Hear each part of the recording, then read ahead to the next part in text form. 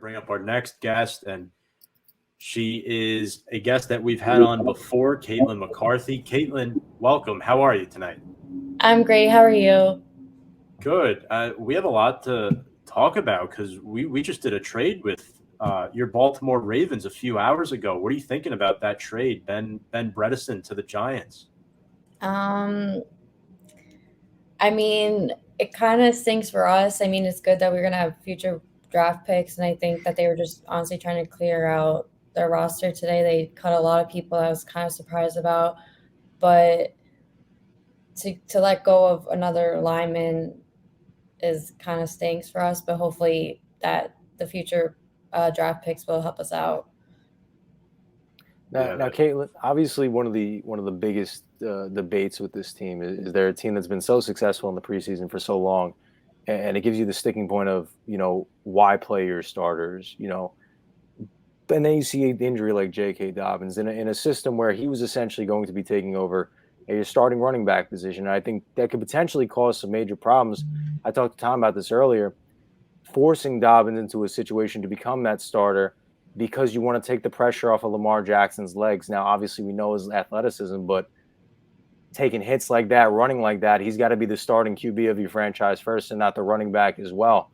But talk about the decision to first play J.K. Dobbins in the preseason as much as they did, whether you agree with the move, defend the move, or were against something like that. And who do you think essentially replaces J.K. Dobbins in this instance?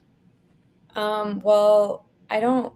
I personally hate preseason because of injuries like this, but he went in for one um like everyone goes in, like Lamar went in for a few downs, and it was kind of expected. It was just very unfortunate that he had to have an injury before the season started. um but I remember even like Lamar didn't play in the first or second preseason game at all, and I think it is the right decision just to put him in for a few downs, get that flow, and but don't put them in too much, of course. And Next is going to be Gus Edwards, and I fully believe in Gus Edwards. He's averaged about 5 yards per carry in his previous seasons, but it just stinks that before this season we had two solid running backs, obviously Dobbins and Edwards, and now we're down to one. And now I feel like now Lamar is going to run around more instead of becoming more of that pocket passer quarterback that we hope to have. Yeah, I think it's going to be challenging this year because obviously Lamar is still a young player. But one thing I've noticed throughout the years, the older the player gets, the less they can rely on their legs, where you have to become more of that pocket guy. And we're starting to see that now with Cam Newton. But obviously, J.K. Dobbins, that was a big loss. But you have had a lot of success in the preseason. I wanted to ask you this question: 20 straight preseason wins. When was the last time you lost a preseason game? I personally can't remember. It was actually in the last week of the 2015 season. The Ravens, that was before even Lamar Jackson made his Louisville debut. So it's been a Wow. while, obviously, since now Lamar's entering his third season with the Ravens. And people say it's not a big deal. And the preseason, like people say, it doesn't matter. You don't play your starters. But I think it's more about how the Ravens are always pushing to win. And maybe the game doesn't count and it's not going to do anything for you to get you to the playoffs right now. But I think just to have that momentum and just to still work for those wins means a lot. And those 20 straight wins is now a record and something that they can carry on through this regular season and hope to win as many games as they can. Now, Katelyn, we talk about you brought up Lamar Jackson, and obviously, well an established quarterback, already has an MVP underneath his belt.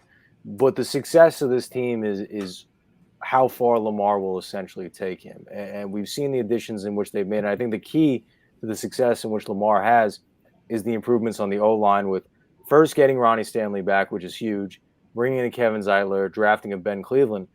But just Lamar as a whole, everything that they've done, do you think that he will get back to that MVP standard that we saw a couple years ago? As much as I want him to be that MVP he was 2 seasons ago. I don't think it's looking very great right now just because of the rest of the offense around him. Like, we did get Ronley Stanley back, and that's great, and I'm really excited about that. But we also let go of Orlando Brown, and we gave it to the Chiefs. And that's a team, we play them week 2. We're probably going to see them in the playoffs. We just gave them exactly what they needed. And especially talking about Lamar becoming that franchise guy and not relying on his legs, he doesn't really have those receivers around him still. Like, as much as they tried in the free agency and try to get Smith-Schuster and other receivers, it wasn't really working out. Yes, we got Sammy Watkins, but I don't know how well he's really going to work on this system, especially since we're not really a passing offense. And just with the preseason injuries, we have Mark Andrews, which I love. He's also a great blocker, but then, like, we don't have Nick Boyle still starts week 1, and we don't have our first round draft pick from Minnesota, Rashad Bateman. And I was super excited about him because he's a great route runner, and I really thought he'd be a key to this offense, but we can't see him for a few more weeks. And I feel like just the receivers that we have had, like Hollywood Brown, he's inconsistent. He wasn't in practice for a whole month. He just came back today, and I feel like he's a player that needs that practice. He needs that time. He's still a young receiver. He's still new to the league, and he hasn't had that time. So I don't think that Lamar really has the team around him still to be that MVP, to take this team to the Super Bowl this year. It's just not there. The only reason why they really make it into the postseason, honestly, is because of their defense and how well their defense plays, but it doesn't come from the offense. And until they get, honestly, I would say at least 2 solid receivers that are reliable, healthy, quick, can do it all, then this team isn't, or Lamar is not going to be that MVP. That's a good answer to that one for sure. I kind of agree with that. I think right now the receiving is definitely an issue where you got to have players around you. Like, obviously, Aaron Rodgers last year had Devontae Adams. He had Robert Tonyan, who just emerged out of nowhere. He had Aaron Jones. Lamar Jackson won't have that bell cow type of running back that he could lean on. Obviously, Baltimore does have somewhat of a good, wealthy backfield, but with Gus Edwards and others, but we will see what happens. Now, that kind of leads me to my next question. Rashad Bateman's been nursing that soft tissue injury he's been dealing with. What are your expectations for him when he does come back? Do you think he has the ability? I'm not going to come out and say, like, he'll be a bona fide number 1 wide receiver because we just don't know that. You really can't judge a receiver based off his rookie year, but what do you think he brings to the table this year? Could he emerge to that number 1 guy? I don't think this year. I think that whenever he does come back, he's sometime in September he's supposed to, but I think that Hollywood Brown is still going to be Lamar's favorite target, or Mark Andrews especially. But I expect him to be a playmaker. He needs to be consistent. Obviously, it's a rookie year. You're going to make rookie mistakes, but I want him to get the reps. I think that's also important, especially maybe this is not he's not going to have 1,000 yards and a multiple touchdown season, but he could get those reps and learn that offense and progress as a receiver. I hope that because in the past we've drafted very poorly in the receiver section. Like, we drafted Rashad Perriman, and he was awful. We've had other receivers and never had luck in that part. So I just really want to have that rookie that stays with the Ravens for a long time, a few years, and just becomes that number 1 guy. Yeah. Katelyn, Tom, continue. Sorry, go ahead. I was just going to say, our old co-host, Fonz DeFalco, diehard Ravens fan, and he was so happy when they drafted Bateman, but now he's pretty much saying the exact same thing you're saying. So I definitely understand the frustration. It's tough to find a number 1 wide receiver. I think that's the one issue Baltimore has had the last several years. And just to add to that, when the Ravens did win the Super Bowl in 2012, like, we had Joe Flacco, who's definitely a different type of quarterback than Lamar Jackson is, completely different. But Flacco had those receivers. He had the good defense. He had the line. He had Ray Rice, and then he had those 3 solid receivers. He had and Dennis Pitta as well. He had Anquan Bolden, Jacoby Jones, um, and Torrey Smith, and that is what led them to the Super Bowl. And but since then, we've never really had those guys. We had Steve Smith, but that was, I would say, at the end of his career. So just looking for those receivers to help that offense is really going to be big, and what is going to make the Ravens that Super Bowl team.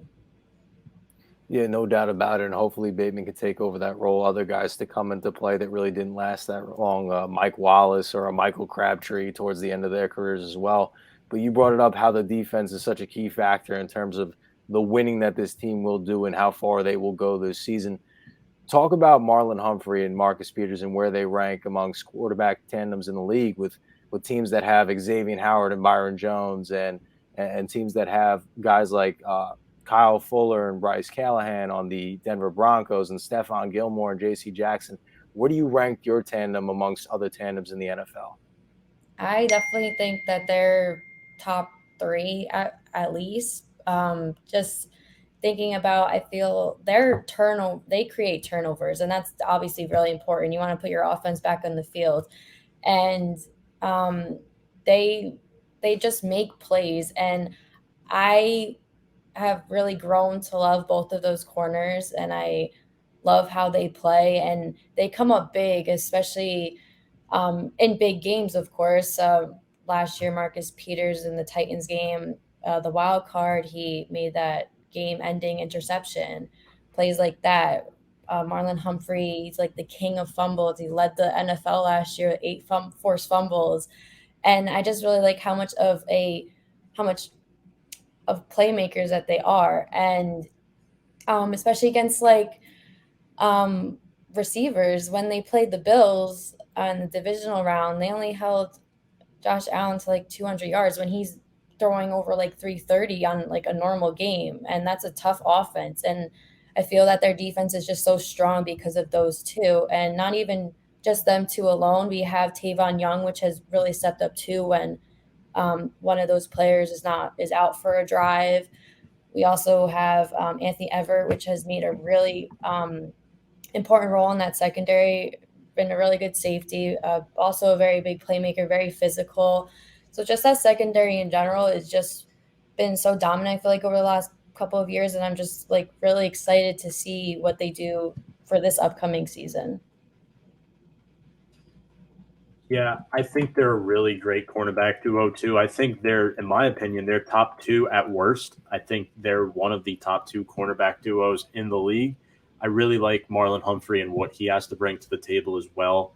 Now, moving on to my next question, obviously the Cleveland Browns are an up-and-coming team as well in that division. Do you think Baltimore should be favored still after losing Dobbins, or do you think that Cleveland is the team to beat right now? Obviously, last year, I believe Baltimore was the 5 and Cleveland was the 6, if I'm not mistaken. So they're kind of on the same playing field, and I'd expect one of them to win the North this year. It was really hard for me to actually pick which team I thought was better. I kind of picked it based off the schedule, but before that, I do think the Browns are just a little bit better, but especially with this J.K. Dobbins injury, we don't have our dynamic duo running backs now. I mean, Gus Edwards, he's a little underrated. People don't talk about him and how good he's been as an RB2. But when you look at the Browns, they have Nick Chubb and Kareem Hunt, and how much they've been able to do just last season was remarkable.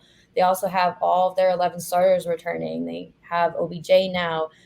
They have one of the better offensive lines, which the Ravens don't have. They've been building up their defense. They've been doing things in the offseason to make them the better team and the most favored in the AFC North.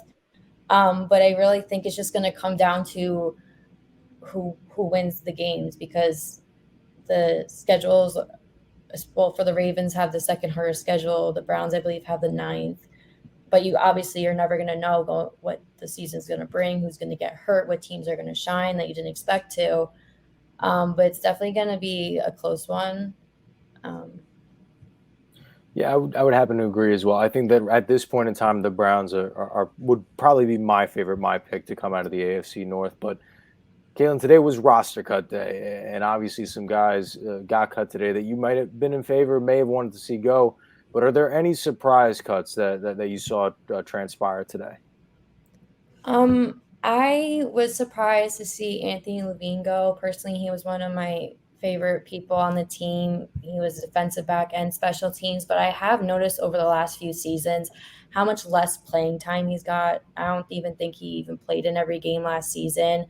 Compared to when I first started watching him more in like 2018, he was playing, filling in on the defense, playing on special teams. A very good special teams player he was, but he is also in his 30s. He's getting older. We have newer guys, more athletic, faster guys. So I think that's why they did that. Also talking about older guys, Fernan Mcphee, he's 32. I think it's weird though because we originally drafted him, we let him go, and then we brought him back, and then we cut him, and then they're saying they probably bring him back if like people get hurt. So it's just really weird with him. But and especially in his position, we have Patrick Queen, we have younger guys to do his job that are doing it better now. So that's why I'm surprised to see, not really surprised, but more expected to see that. But something that I didn't really see coming was Trace McSorley. I mean, he Yeah. didn't really do anything since he's been in Baltimore. Of course, he was the backup, didn't really get much playing time, but every time he did play, he got hurt. He filled in for the Browns game when Lamar went to the bathroom and he he tore his MCL. He has a back injury in preseason. He like when he has opportunity to play, he just gets hurt. And we need healthy guys on this roster. And so when Tyler Huntley had those opportunities to be the guy when preseason or when Lamar got hurt, he was there. And especially in this last preseason game against Washington, he was 24 of 33, 5 total touchdowns. And he also, I think he's a better fit for this offense. He's like Lamar, he runs around and all of that. He's not really a pocket passer. So I think that is the reason why they kept Huntley. And I think that if Lamar was to go down, that Huntley could fit right into that offense just as how Lamar would run it or close enough, then compared to Mcsorley that can't really stay healthy. So I really think that Huntley earned the spot for the backup for quarterbacks. Yeah, I would happen to agree. I would say the Trace McSorley was probably my biggest surprise cut. But like you said, after a game, unbelievable performance against Washington that last game, 5 total touchdowns. That really solidified, in my personal opinion, his spot on the roster as the backup QB instead of Trace McSorley. I was going to say Pernell McPhee, but then the more I thought about it, I actually agree with you. Katelyn Levine was surprising because of his special teams impact. Despite the reduced playing time, I can see the emergence of Jason Owe, the kid out of Howell, New Jersey, probably kicked McPhee off the roster because I think he's been on and off the team. I think he had like 2 stints with the Ravens, if I'm not mistaken.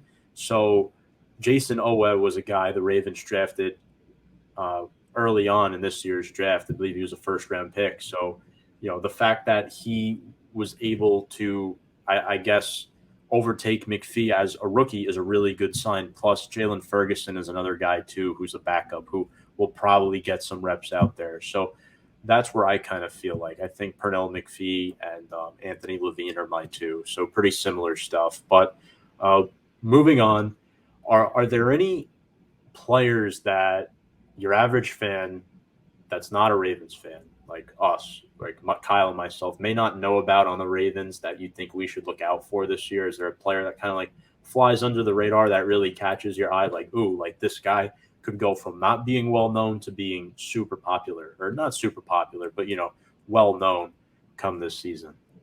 Well, I only had one guy in mind, but now that you asked that, I actually have 2. So I originally was thinking Patrick Queen. Obviously, it's going to be his second year.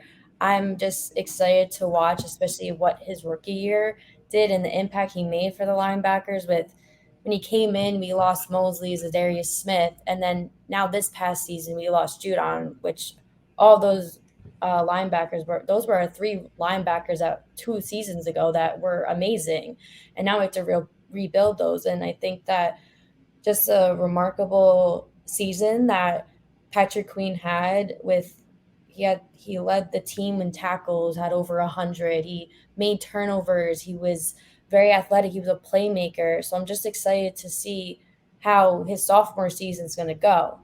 But also, I'm thinking the fullback Pat Ricard. I'm interested to see because especially like a lot of these NFL teams, they don't really carry around like a fullback. Like the Ravens actually have a fullback, and he lines up on the Ravens offense a lot. He will line up next to Lamar in the I formation on the line. So, and especially with J.K. Dobbins out, like Ricard is obviously a blocker mainly. He can catch a pass here and there, but I think that he's going to be used a lot more in this offense to pave the way for Gus Edwards more than we normally would if JK wasn't hurt. I think that when you look at this team, I agree with the statement on the fact is the defense will take them far based on, the situation that now Lamar is put in with a newly structured offensive line, not having a solid number one running back in position to start this year, and now essentially losing what could have been the number one wide receiver for him going forward for the first couple weeks of the season. That defensive front, Kaleis Campbell, he's been one of the best gets at the quarterback type of guys, sack guys in the league since he's been in this league. And now being with the Ravens, I believe they traded for him last season. That veteran presence, the structure, the ability, and the size itself, you talk about a mountain of a man. The ability to get to the quarterback and beat up on some of these teams with poor offensive lines, like a Pittsburgh Steelers within your own division, like a team in the Cincinnati Bengals who, while they improved upon the offensive line a little bit, getting to a guy in Joe Burrow who, when they couldn't protect him last season, we saw the injury that took place. So I think that's going to be a guy moving forward, teaching these younger guys the ability to get to the quarterback, play at a professional level, and be that veteran presence that I think will structure this whole team as a unit. Absolutely. Now, I want to get into a record prediction for the Ravens and a team MVP for the three of us. And Katelyn, we'll start with you as the guest here tonight. Where do you think the Ravens fall? Do you think they're in a similar patch as last year, or does this Dobbins injury hurt their stock a little bit? I think that they are going to be in a similar situation as last year. I think they're going to be fighting for a wild card. I think that, like I kind of said earlier, like they're going to be fighting with the Browns for the division. I think that's going to go very far into December, possibly January, to fight for that division. But I think they're going to get a wild card. They do have very tough matchups, especially the end of the season. The 5 of their last 7 games are division games against the AFC North, and I never underestimate any of those teams, especially even the Bengals. They're not a great team, but they beat the Steelers last year and gave them their second loss of the season all the way in December. And they play the Chiefs second week on Sunday night. I can't see them winning that, even though it's at home. They play in the middle of the season around November. They play the Browns, the Steelers, and the Browns, and that's going to be a tough 3-game stretch. Then they go to play – the Packers come to visit them in Baltimore, which is not any easier. So I do think that they are going to be 11-6.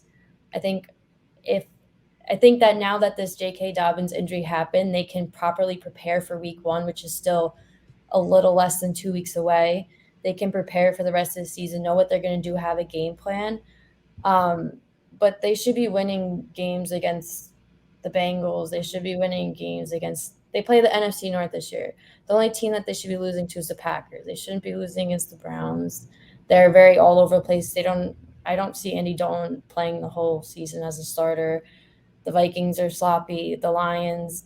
So they play – difficult teams in the AFC, but when it comes outside to like the NFC, they don't really play as difficult teams. But my team MVP is going to be Marlon Humphrey. I think he's going to be the leader of that defense like he has been like last season. I think he's going to be even better this season. I'm so excited to see what he's going to do this season. I hope he's even better. I hope he makes bigger plays, but I think that if the Ravens are going to make any stretch to go to the playoffs and further, it's going to be because of that defense led by Marlon Humphrey. I'm going to go with 10-7. I think you guys have a lot of opportunity to beat up on some teams early on in the season, like the Vegas Raiders, like Detroit, like Denver, and you get a couple wins out of that. But once once really week 12 hits to the rest of the season, that's a lot of really, really difficult games when a lot of those games are going to count because of the magnitude that they mean towards the end of the schedule, on top of the fact a lot of those games are divisional games. So I think you guys are going to wind up falling 10-7 on the season this year. So I'm going to agree with Katelyn with the 11-6 mark. I think that's the mark where they're headed at.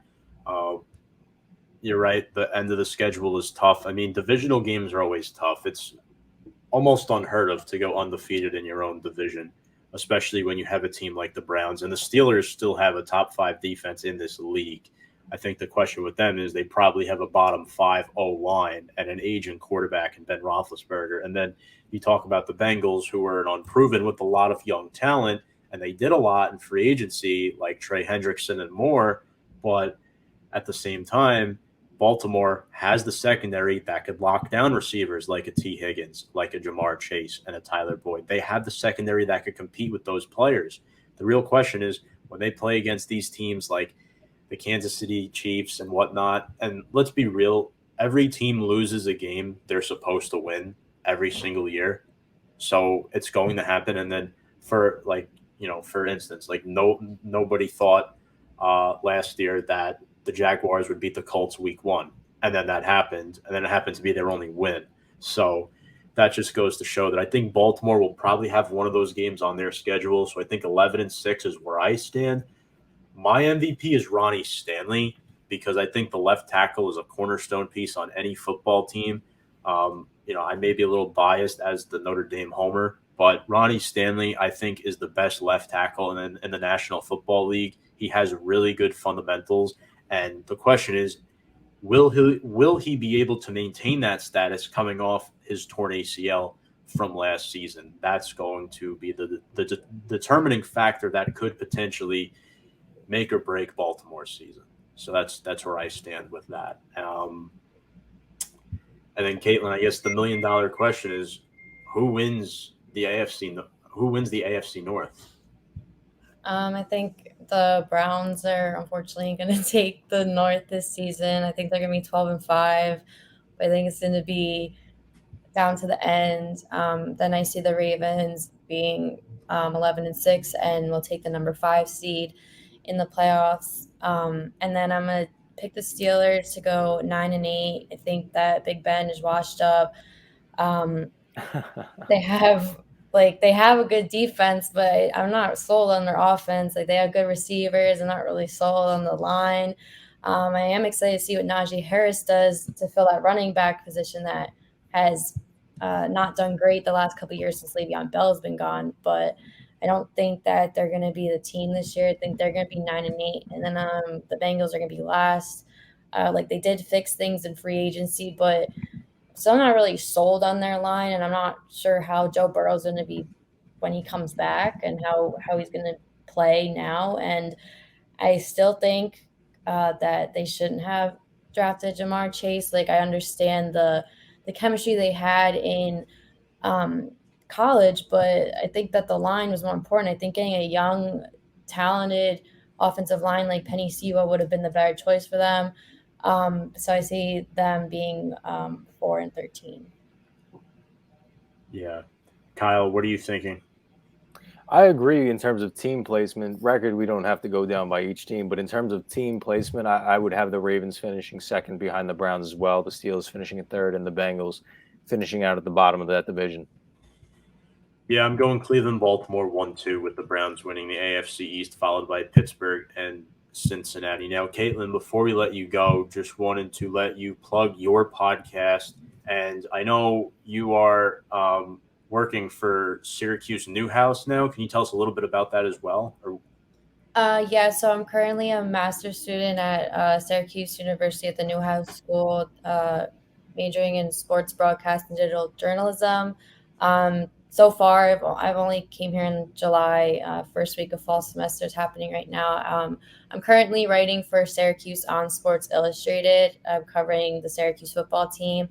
So my articles are on there. And I'm also host my own podcast, Kicking Off With Katelyn. That's on Apple, Spotify, Trying to get more in a weekly routine with the episodes. I've been talking a little bit, but there is a new episode that was put up on Sunday night previewing the AFC East. Obviously, things have changed because I was talking about Cam Newton starting the first 6 weeks and then Mac Jones, but things happen every day and change in sports and in life. But yeah, and then I will have the AFC South and West up hopefully by tomorrow night. Awesome. So, folks, make sure to go check that out. And I believe you just made an Instagram as well. So make sure to go follow that account. And Katelyn, we really appreciate your time and we wish you the best. And looking forward, hopefully, your Baltimore Ravens having another successful season. Thank you so much, Katelyn. Thank you so much for having me.